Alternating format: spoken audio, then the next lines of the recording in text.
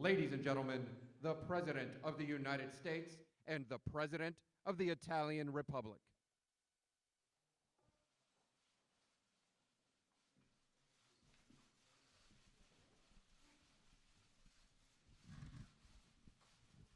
Thank you very much. Today, it is my honor to welcome President Sergio Mattarella of Italy to the White House. We've known each other for a while, we've dealt with each other for a while, and we've had some really great conversations. We've had a very productive discussion throughout the day with our staffs and representatives, and I look forward to hosting the President and his daughter Laura at a reception for the Italian Americans this evening. I look forward to that very much. The United States and Italy are bound together by a shared cultural and political heritage dating back thousands of years to ancient Rome. Over the centuries, the Italian people have blessed our civilization with magnificent works of art, science, philosophy, architecture, and music. On Monday, we pay tribute to the Italian explorer who led a voyage of discovery to the New World, a gentleman known as Christopher Columbus, and to me it will always be called Columbus Day. Some people don't like that, I do. Today, the United States and Italy draw strength from our cherished heritage as we work together to safeguard our people and promote prosperity. As NATO allies, our countries cooperate closely on a wide range of critical defense issues, including the protection of our nations against radical Islamic terrorism. The problem is that Italy is only paying 1.1% instead of the mandated 2%, which by and of itself is a low number. It should be probably 4%, anywhere from 4 to 5%. Only 8 of the 28 NATO countries are paying the 2%, meaning 20 of the countries are delinquent in the payment to NATO, and they have been for many years. Germany is at 1.3% at most, depending on calculation. Spain is at less than 1%. Turkey, believe it or not, is almost current, almost paid up. And I want to just thank Secretary General Stoltenberg because he's going around saying that President Trump was able to raise over $100 billion last year, which is true, but it's still only a large fraction. It's still a large fraction of the amount of money that's owed by many of the countries that aren't paying their dues. We hope that Italy will boost its defense spending in order to meet NATO's minimum 2% of GDP. And I will say that they have just purchased, and we learned about it today, 90 brand new, beautiful F-35s. The strike fighter program is doing phenomenally well. One of our major challenges and the challenge facing NATO today is instability in the Mediterranean, North Africa areas. And much of the volatility in that region stems from the violence in Libya, which is very close to Italy's borders. The President and I were talking about that at great length, big problem. The ongoing Libyan conflict has led to a migration crisis, placing significant and unfair burdens on Italy in particular. I've asked that the European Union get much more involved because they're not involved enough. That's a problem for the European Union. They do very well with us on trade. They had a trade surplus with the United States over the last 5 or 6 years of about $150 billion a year. They have to get more involved and help Italy. The Italian government has stepped up as a leader to fight this illegal immigration. We urge also our NATO and European partners to take firm action to halt illegal immigration and uphold sovereign borders. Immigration control is critical to national security and essential to the well-being of our citizens. Nations must be able to vet, screen, and properly manage entry and admission into society. You know the legislation that we had passed. We have absolutely no help from the Democrats on our borders, absolutely nothing. The closure of loopholes, which would be very easy to do, they refuse to do. They want open borders, and Italy doesn't want open borders, and we're not going to have open borders. And our numbers are very good. I want to thank also Mexico and the President of Mexico for the great help they've given us. They've helped us much more than the Democrats. Here in the United States, we're taking dramatic action to secure our borders, shut down smuggling networks, and speed the removal of illegal immigrants. We're moving the MS-13 gang members out literally by the thousands. They're getting out. We're dropping them out of our country, and they can't come back. And what we've done with Guatemala and Honduras and El Salvador is, they tell me, close to a miracle, the agreements that we've signed. They accept them back and they keep them back. It's a much different relationship than we've ever had with those three countries, and I want to thank the leadership of those three countries. We've been working very well together. Our message is clear. If you enter illegally the United States, you will be promptly returned home. They're all returning home. It takes a long time because we've had years of people coming in, staying, and that's the end of that. President Mattarella also discussed the steps we must take to enhance commerce and economic growth between our two countries. Our nations are already investing nearly $70 billion in each other's economies. Without the burdens, as unfair as they are, imposed by the European Union, we would actually have a much higher number than $70 billion between Italy and the United States. However, we can do more, and we can achieve fairness and reciprocity, which we don't have right now.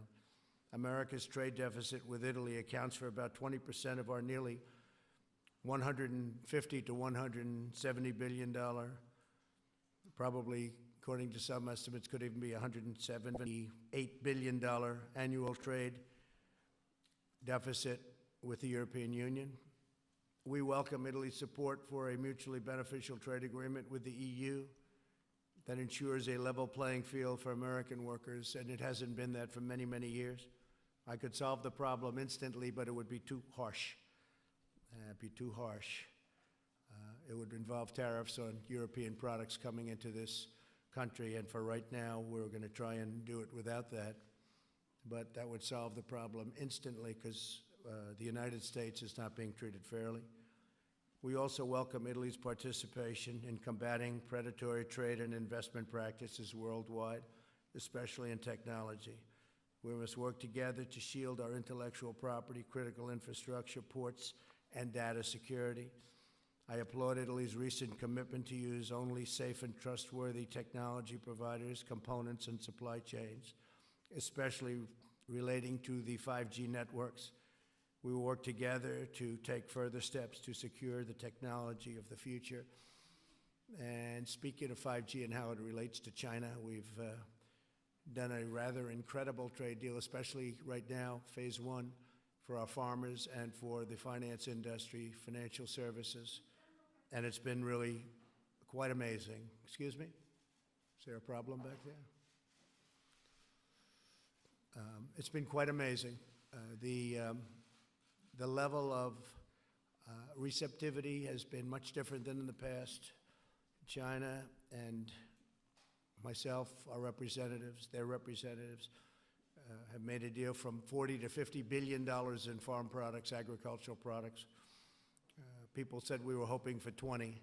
So China's been good, and they've already started purchasing, by the way. That's already started. The agreement, we hope to have it signed sometime prior to Chile. We're going to Chile. President Xi and myself will probably do a signing over there of phase one, assuming it all gets finished up, which we think it will.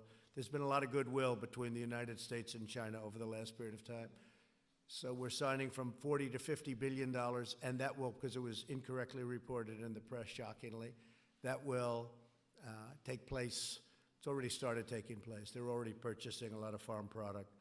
All of the banking regulations and all of the financial services, all of the other things that are included. And there are many other things in phase one that I won't talk about now, but all of that is moving along rapidly. Bob Lighthizer is with us someplace here, and he is in the process of getting it completed. Have a great staff of people working on both sides. Mr. President, it's a true pleasure to host you in our nation's capital, you and your family, and your deeply personal relationship to your country. You love your country so much. Just in speaking to you for a short while, I see how much you love Italy, and I can understand that. It's really an inspiration, a testament to the patriotism and pride of the Italian people. great spirit for Italy. America is grateful to have true friends and allies in the citizens of Italy. We have such a great relationship with the people of Italy. The United States is likewise thankful to be home to more than 16 million Italian Americans. Tonight, here at the White House, we'll celebrate our deep and abiding friendship with Italy and the really incredible Italian people. The U.S.-Italian alliance is stronger than ever before, and we're going to be celebrating that tonight with you, Mr. President. So I look forward to that very much in a little while. And in the meantime, thank you very, very much, and we'd love to have you say a few words. Thank you. Thank you. I want to thank President Trump very much for his invitation and for the welcome, both to myself and to my entire delegation. The relationship between the United States and Italy are marked by a deep friendship and by common interests, both strengthened by the presence here in the U.S. of so many Americans of Italian descent. That's another reason why I'm so happy to be here on this visit in October, dedicated this year again to Italian heritage. I'd like to go back to what President Trump was saying when he mentioned Christopher Columbus, who opened up new horizons. He got to know and connected continents which ignored one another. And based on the role the U.S. has in the world, it seems to me that he did a good job back then. To Italy, the U.S. is not only a fundamental ally, it is also a country with which it shares the same path of democracy,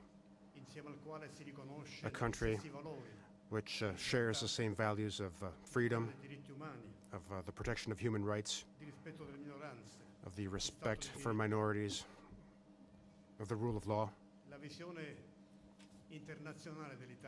Italy's international vision is based on the pillar, which is the Atlantic Alliance, which then over time also led to European integration of the European Union, which was a consistent process. These are two essential elements in our foreign policy and in our cooperation. We are united. The U.S., Italy, and Europe are united due to our history, due to our common references, due to the culture we share, and due to the very intense human relations we have between our fellow citizens. As President Trump mentioned earlier, we talked about NATO. And NATO is first and foremost a community of values, which Italy recognizes and to which Italy participates with a great deal of conviction.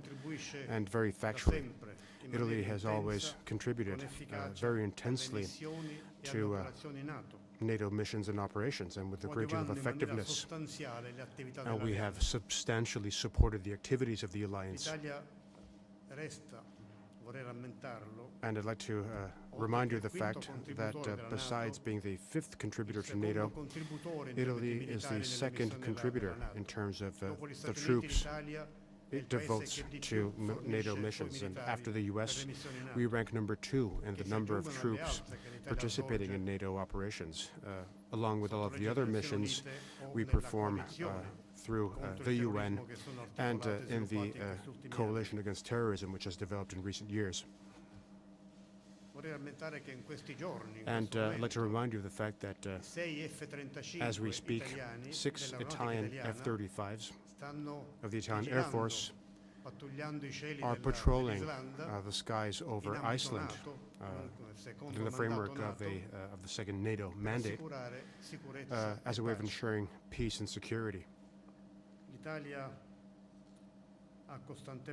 Italy has constantly reiterated that the transatlantic spirit has to be nurtured, protected with all of our strength in all the dimensions of the relationship we share. And with this spirit in mind, we hope, I hope, that with the new 5-year parliamentary term within the new European Union, we can foster our cooperation on trade between the US and the EU. We are aiming to define solutions that can strengthen our relationships, because commercial trade tensions are to the benefit of no one. We feel that imposing tariffs on one another mutually is counterproductive, and it damages both of our economies. And I'd like to add that we share with the US the belief that the WTO should be reformed as a way of making it more efficient and more effective. And as President Trump mentioned, we talked about Syria.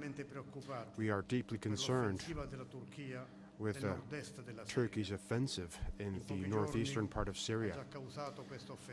And this attack in a limited number of days has already caused a number of casualties and tens of thousands of refugees and displaced people. And there were plenty of victims amongst civilians as well.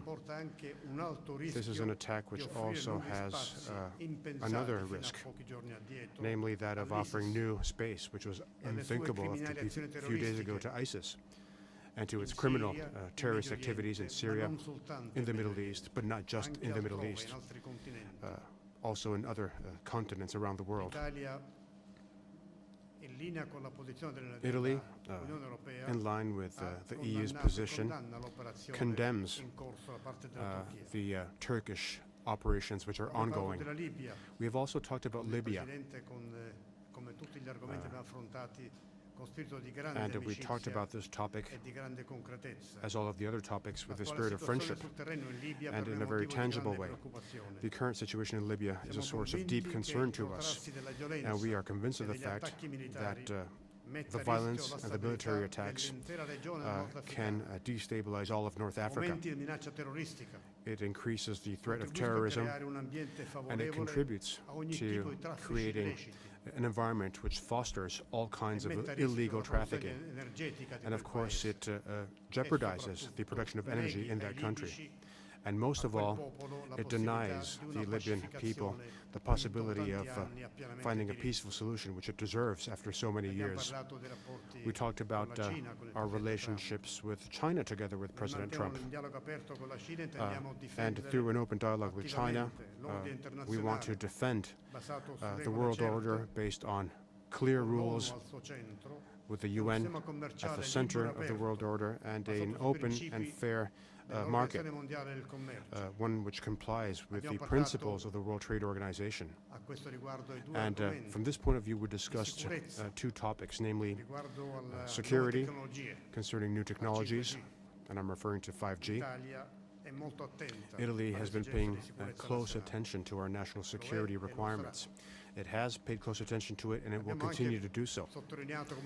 We also underlined the need to have a level playing field in trade and in investments, so that there can be a fair and healthy trade relationship. There needs to be an access to the market which doesn't discriminate anybody, and we need to be able to protect intellectual property for all of the economic players involved without any theft of technology.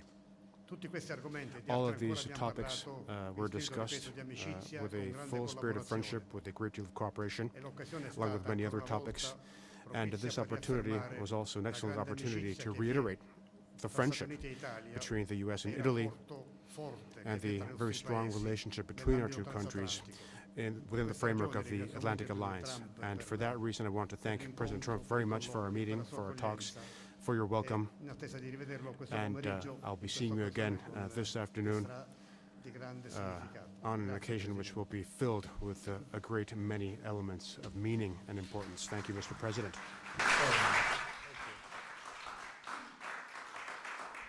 Well, thank you very much, Mr. President. And the WTO, the World Trade Organization, as everyone knows, we just won $7.5 billion because of unfair trade practices, and that will be distributed in a fair way throughout various countries in Europe, and we're talking to the President about that as it pertains to Italy. He thought we were a little bit harsh on Italy, and we don't want to be harsh on Italy. We'll never do that. So we'll look at that very strongly. We will look at that for you. That was one of the requests made, and we will be taking a look at that. Please. How are Thank you? you, Mr. President. I wanted to ask about Turkey. Did President Erdogan's decisions surprise you? And if they did not surprise you, would you make the same decision as you made before in removing U.S. forces? And I guess we just heard that UAW and GM may have been able to work out a deal. If I could get your reaction to that and what that might mean for the U.S. economy. And Mr. President, if I could ask you about the digital tax. Did the two of you discuss a possible digital tax as it relates to Amazon and Google? What progress were you able to make on that front? Thank you very much. No, President Erdogan's decision didn't surprise me because he's wanted to do that for a long time. He's been building up troops on the border with Syria for a long time, as you know. Our soldiers are mostly gone from the area. We only had 26, 28, but under 50. I think it's probably 28, but under 50 soldiers, and which is a very tiny force. And it didn't surprise me at all. This is, they've been warring for many years. It's unnatural for us, but it's sort of natural for them. They fight, and they fight long, and they fight hard, and they've been fighting Syria for a long time, and on the border, that's the border with Syria. And I say, why are we protecting Syria's land? Assad's not a friend of ours. Why are we protecting their land? And Syria also has a relationship with the Kurds, who, by the way, are no angels, okay? Who is an angel? There aren't too many around. But Syria has a relationship with the Kurds, so they'll come in for their border, and they'll fight. They may bring partners in. They could bring Russia in, and I say welcome to it. Russia went into Afghanistan when it was the Soviet Union, and it became Russia, became a much smaller country because of Afghanistan. You can overextend. You can do a lot of things, but frankly, if Russia is going to help in protecting the Kurds, that's a good thing, not a bad thing, but it would be led by Syria. And Syria doesn't want Turkey to take its land. I can understand that. But what does that have to do with the United States of America if they're fighting over Syria's land? Are we supposed to fight a NATO member in order that Syria, who is not our friend, keeps their land? I don't think so. But Syria does have a relationship with the Kurds. The thing that's common is that everybody hates ISIS. Now, the PKK, which is a part of the Kurds, as you know, is probably worse at terror and more of a terrorist threat in many ways than ISIS. So it's a very semi-complicated, not too complicated if you're smart, but it's a semi-complicated problem. And I think it's a problem that we have very nicely under control. We have two countries wanting their land. We have one country that wants land, perhaps that doesn't belong to them because they want to have a 22-mile strip of, they call it freedom.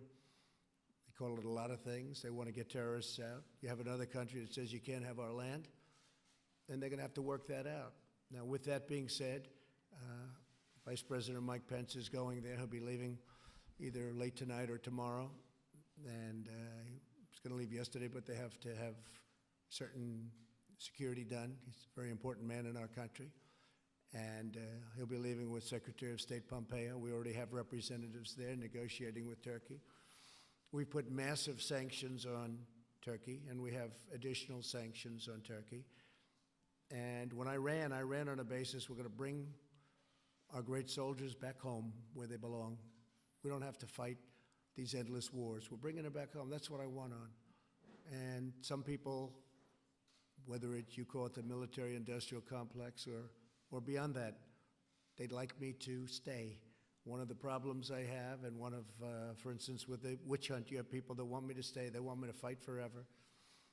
They do very well fighting. That's what they want to do, fight. A lot of companies want to fight because they make their weapons based on fighting, not based on peace. And they take care of a lot of people. I want to bring our soldiers back home. We're not a police force. We're a fighting force. We're the greatest fighting force ever. I spent $2.5 trillion over the last almost 3 years rebuilding our military. When I took it over, it was a mess. It was an absolute mess. It was totally depleted. You know that. A lot of people know that. Honest people all know that. When I was thinking about having to do something, one of our generals came in to see me and he said, "Sir, we don't have ammunition." I said, "That's a terrible thing you just said." He said, "We don't have ammunition. Now we have more ammunition than we've ever had. We have more missiles. We have more rockets. Our nuclear's been totally updated and in some cases new. Hopefully, to God, we never have to use it. But we have the most powerful nuclear base by far in the world. And we have things that we never had before. We have a great modern military, but that doesn't mean we're going to waste it. It doesn't mean we're going to deplete it like we did before with these crazy, endless wars." So Turkey and Syria will hopefully work it out between themselves. Hopefully ISIS will be guarded. I spoke with, as you know, a wonderful man yesterday, general, from the Kurds. You all know who I'm talking about. Some of you have seen the letter that I put out to Erdogan. I gave it to him, President Erdogan, and some of you have seen it. With the general, I said, "Listen, don't open those doors and let them out just to create more havoc so that we come in. Because some of those doors we just opened. Let's create some havoc and some political exposure for the President of the United States. We were the ones that got ISIS. We're the ones that took care of it, specifically me, because I'm the one that gave the order, because when I came in under President Obama, ISIS was a disaster all over that area. I was the one that got them. We were the ones that captured them. And I will say this, that Russia, Iran, Syria, and to maybe a slightly lesser extent, Turkey, they all hate ISIS as much as we do.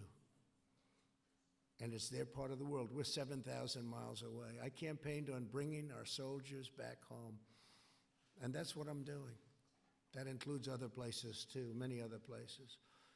Statutorily, it takes a period of time. Diplomatically, it takes a period of time. But, you know, we're in many countries, many, many countries. I'm embarrassed to tell you how many. I know the exact number, but I'm embarrassed to say it because it's so foolish. We're in countries, we're protecting countries that don't even like us. They take advantage of us. They don't pay, nothing. You probably saw, some of you wrote and covered the fact that we're sending some additional troops to Saudi Arabia. That's true, and I appreciate the fact that I negotiated for a short period of time, a matter of minutes, with Saudi Arabia, and they've agreed to pay for the full cost of all of that deployment, and more, much more. A very rich country, they should be paying, and so should many other countries be paying if they want this kind of protection. Same thing with NATO. We're at 4%, and other countries are at 1%, and certainly a European country benefits much more than we do with NATO. I mean, it's there for a reason. And perhaps we benefit, but not nearly as much as the European countries. Some people say we don't benefit at all. We put ourselves in harm's way. But we do that for Europe, but then they treat us badly on trade.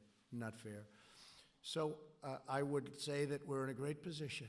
We're doing what I said.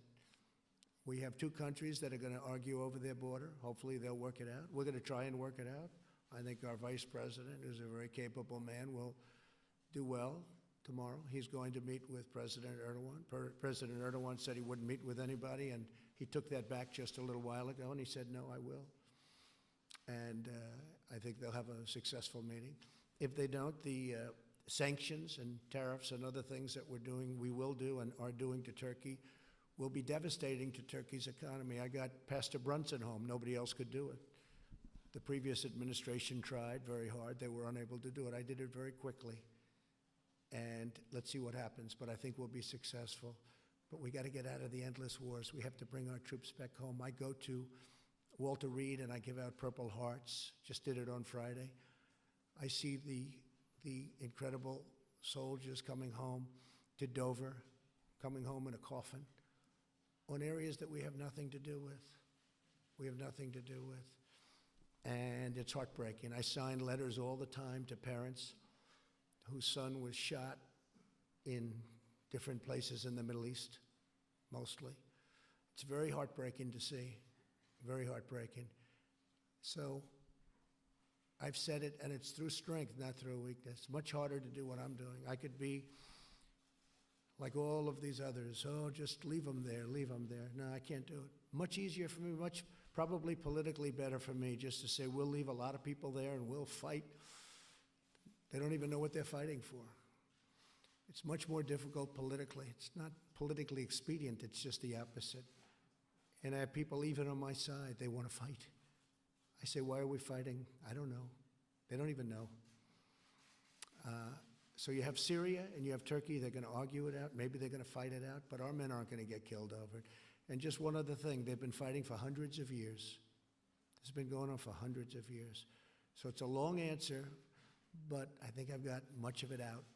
Thank you very much. Please, question?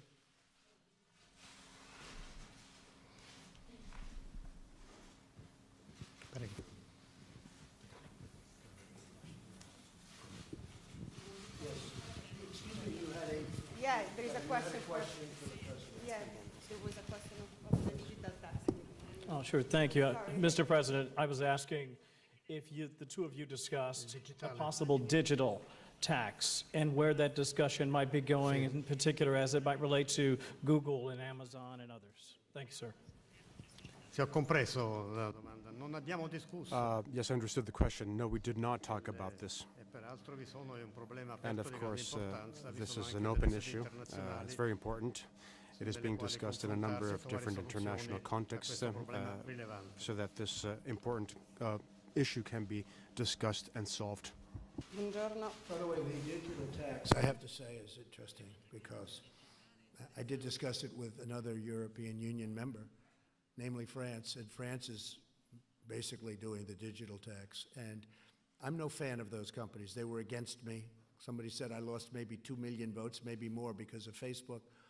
But these are American companies, and whether you like it or not, they're great, big American companies. And I'm not happy with the digital tax where France and European Union is taxing our companies. And as you know, we imposed a big tax on French wine because of it.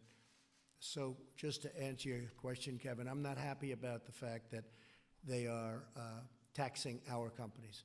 I'm not a fan of those companies, but if anybody's going to tax those companies, it should be the USA.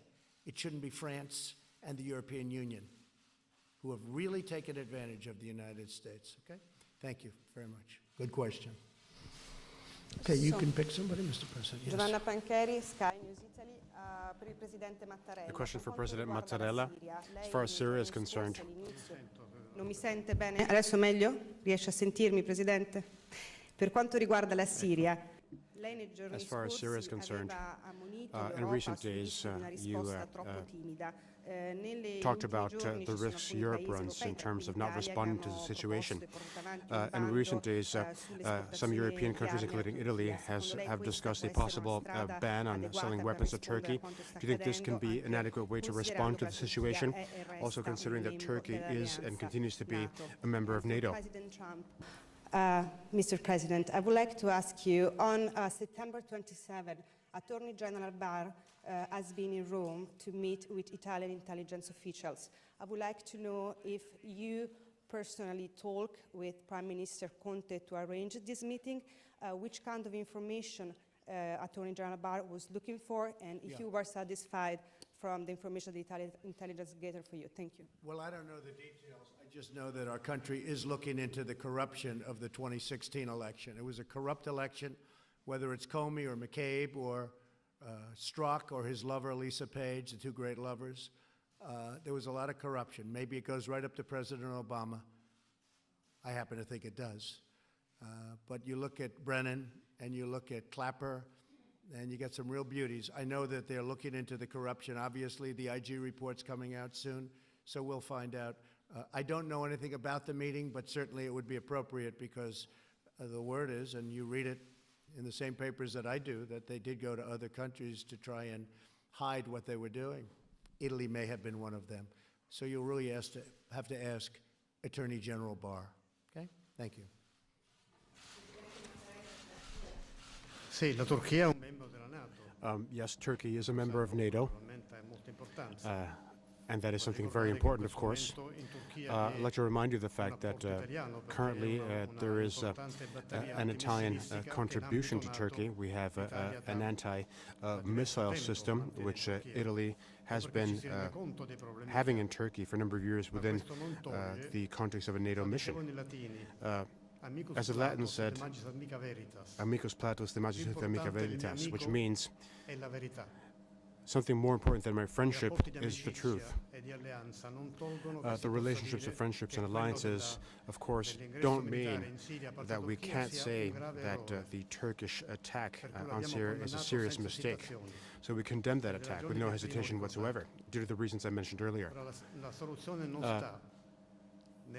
The solution, of course, doesn't lie in sanctions. And if the situation continues, sanctions will be inevitable. And Italy has made announcements, as has the European Union. The only solution is to stop all military operations and to retreat from that area as a way of stopping all of the dangers that I mentioned earlier. John, go ahead. I want to pick up on what your comments on Turkey and Syria. Sure. Even after all you have seen, ISIS prisoners freed, all the humanitarian disaster, you don't have any regret for giving Erdogan the green light to invade? I didn't give him a green light. Well, did you tell him? Did he defy you? That's the same thing as you just, when you make a statement like that, it's so deceptive. Just the opposite of a green light. First of all, we had virtually no soldiers there. They were mostly gone. Just a tiny little group. And they would have been in harm's way. You have a massive army on the other side of the border. But more importantly, I didn't give him a green light. And if anybody saw the letter, which can be released very easily if you'd like, I could certainly release it. But I wrote a letter right after that conversation, a very powerful letter. There was never given a green light. They've been wanting to do that for years, and frankly, they've been fighting for many, many years. And when you ask a question like that, it's very deceptive, John. It's almost as deceptive as you showing all of the bombings taking place in Syria, and it turned out that the bombing that you showed on television took place in Kentucky. So, and I'm not even sure that ABC apologized for that, but certainly it was a terrible thing. I'm looking at this, I'm saying, wow, that's pretty bad. And it was in Kentucky, it wasn't in Syria, so I don't know what you're going to do about that, but I think ABC owes an apology. You see, Lindsey Graham just said of your remarks that you made in the Oval Office that if you keep talking like that, quote, this will be a disaster worse than Obama's decision to leave Iraq. No, Lindsey Graham would like to stay in the Middle East for the next 1,000 years with thousands of soldiers and fighting other people's wars. I want to get out of the Middle East. I think Lindsey should focus right now on judiciary, like the Democrats, the do-nothing Democrats, as I call them, because they're doing nothing. They're getting nothing done. They're not getting USMCA done between Canada, the United States, and Mexico. They're getting nothing done. And I think Lindsey should focus on judiciary. He ought to find out about what happened with Comey, what happened with McCabe, Lisa, what happened with Peter Strzok, what happened with President Obama, what happened with Brennan. That's what Lindsey ought to focus on. That's what the people of South Carolina want him to focus on. The people of South Carolina don't want us to get into a war with Turkey, a NATO member, or with Syria. Let them fight their own wars. They've been fighting for 1,000 years. Let them fight their own wars. The people of South Carolina want to see those troops come home, and I want an election based on that, and that's the way it is, whether it's good or bad. That's the way it is. And if you look at this country, I'd be willing to bet anything, political instinct, that that's what the country wants. I'm not going to get involved in a war between Turkey and Syria, especially when, if you look at the Kurds, and again, I say this with great respect, they're no angels. If you look at PKK, take a look at PKK. ISIS respects PKK. You know why? Because they're as tough or tougher than ISIS. You take a look at a lot of the things having to do, you have to say it. Nobody wants to say it. We're making the Kurds look like they're angels. We paid a lot of money to the Kurds, tremendous amounts of money. We've given them massive fortunes. And you know what? It's wonderful. They fought with us, but we paid a lot for them to fight with us. But just so you understand, we were the ones that captured ISIS. People let some go. They opened a couple of doors to make us look as bad as possible. We have a situation where Turkey is taking land from Syria.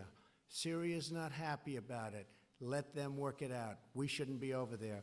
And you should get your accounts correct. And you shouldn't be showing up buildings blowing up in Kentucky and say it's Syria, because that really is fake news. Yes, please, ask a question. But here. you don't think the country's worried about ISIS? I mean, you mentioned earlier you think some of the countries might hate ISIS more than the United States. Absolutely. Russia hates ISIS. Russia hates ISIS as much as the United States does. Iran hates ISIS. I mean, we're fighting a war for Russia. We're fighting a war for Iran. You look at Syria. Syria hates ISIS. We're over there killing ISIS, and we're killing. Don't forget, we're 7,000 miles away. So we're killing ISIS. We're 7,000 miles away. Russia's much closer. Iran is right there. Turkey is right there. They all hate ISIS. Turkey a little bit less so, but the others very much. Russia had a plane blown up by ISIS. Russia wants nothing to do with ISIS. Russia's tough. They can kill ISIS just as well, and they happen to be in their neighborhood. And all I'm saying is this. I'm not going to lose potentially thousands and tens of thousands of American soldiers fighting a war between Turkey and Syria. Syria is not our friend. Assad is not our friend. That's the way it goes. Please ask a question. But Mr. President, you said you withdrew 28 troops. 28. They say it was 28. We thought it was 50, but it was about 28. 26 to 28 troops. And all look what's accounted happened for. since Nobody that- injured. Listen. All accounted for, nobody injured, nobody missing. It's really nice. But look what's happened since those troops were withdrawn and since you had that conversation with President Erdogan. You know what's happened? No American soldiers have been killed. That's what's happened. And other people will go in, and very easy to recapture those people that probably the Kurds let go to make a little bit stronger political impact. And that's okay. I fully understand it, but that's the way it goes. We're bringing our soldiers back home, and we've done a great job. We were supposed to be in Syria for 1 month. That was 10 years ago. And we've been a police force. It's time to bring our soldiers back home. That's the way it is. We've had no soldiers injured or hurt. That's because I'm president. And we're the boss. Just remember that. We have the most powerful military in the world by far. Please. Mr. President, what is the view in Europe of the President's decision to withdraw, to make the abrupt decision to withdraw from Syria? Sulla Siria ho già risposto. Well, I already answered a question regarding Syria. I'm not here to judge what other countries do, but to say what my country's position is. And our position is what I mentioned earlier on Syria, on the fact that we condemn what Turkey decided to do in recent days with no possible ambiguity.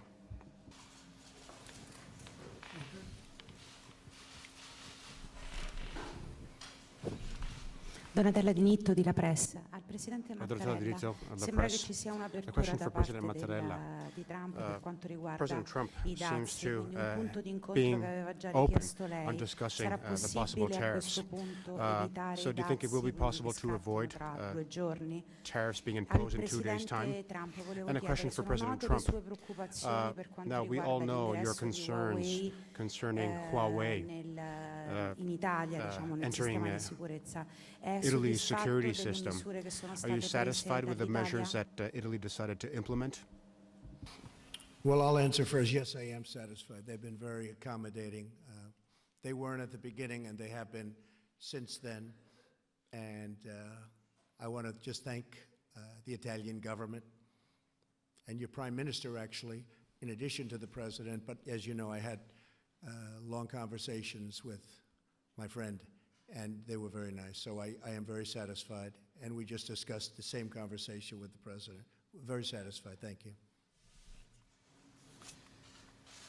Per quanto riguarda la questione dei dazi conseguenti As far as the topic of tariffs is concerned, da parte tariffs following the WTO decision contributi dell'Unione on Europea the EU's al consorzio Airbus, contribution ho già detto, or the subsidies to the Airbus ripeto, consortium. I already mentioned io what our credo che belief is. nel Let me rapporto repeat it. transatlantico, nell'amicizia I think that contrassegna, within the transatlantic in maniera relationship storicamente ineludibile, and Stati Uniti with e the Unione friendship Europea, that la there strada has preferibile always sia been quella between di the US and the incontrarsi EU, per it would be confrontare preferable posizioni, to discuss ricercare our e respective trovare, positions cosa ampiamente so that we can possibile, una find soluzione che tenga conto a delle solution esigenze di which entrambe le takes into parti. account the requirements of both L'altra strada è parties, and quella that's di imporre dazi. wholly possible. The alternative would Oggi, be in conseguenza that of di imposing quanto tariffs. Currently, following the WTO's decision concerning Airbus, there may be tariffs. And there may be tariffs in 6 months' time concerning the subsidies given to Boeing. This is a mere race between tariffs and mutual tariffs. I think it would be best to meet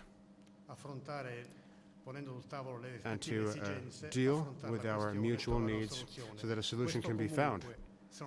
But if we don't do this now, it will have to be done soon. And I believe it would be best to find a solution immediately instead of imposing tariffs, which would lead to other tariffs, and that would be a damage to both of our economies. Well, actually, the tariff situation is interesting because it's like I said with China, and turned out to be true. We cannot lose a war of tariffs because the imbalance is so great between the United States and, in this case, the European Union. Also true with China. That turned out to be right. We've collected tens of billions of dollars of tariffs. We've given some to the farmers to make them even. And now the farmers are going to have a bigger contract than they ever thought possible. They won't be able to produce even that much, but I think they will because they're incredible and genius. As I say jokingly, but probably not jokingly, they'll just have to buy larger tractors, which is probably what they're doing right now. But the farmers come out so well. But in a war of tariffs with the European Union, the trade imbalance is so great that we can't lose that because they do much more business than we do. And that's unfortunate, but the word reciprocity is probably my favorite word. Of all of these words, all of the semi-complicated, complicated, to me not complicated at all, things that we're doing, it's got to be reciprocal. And it's not. The European Union's taken tremendous advantage of the United States. Many of us come through, one way or the other, through the European Union. That's the good news. The bad news is they've been very smart. They've been very smart. Jean-Claude has been brilliant. Now he's leaving, but he's been brilliant at really helping them and not helping us. And so that's changing now. But we can't lose that particular war of tariffs because the trade imbalance is tremendous. It's tremendous. And if you look at what they don't have, the barriers that they put up tremendous barriers to our doing business in Europe, tremendous barriers, both from a monetary standpoint and what they call non-monetary barriers. It's a very tough thing. Our farm products, very hard to get them in. Our cars, very hard to get them in. And yet they send Mercedes, they send BMW, then they send Volkswagen, Renault, in the case of France. So it's a very tough situation for us for many years, but now it's a very tough situation for them because I can remedy the situation very easily. And there really is not any financial counterattack. Hopefully I don't have to do that. We are, with all of that being said, we are talking. We're talking with some new people in Europe, and I hope it's going to be successful. That way we don't have to talk about it or worry about it because our relationship should be a great one. But we have to be treated fairly on NATO, and we have to be treated fairly on trade with the European Union. Thank you all very much. Thank you.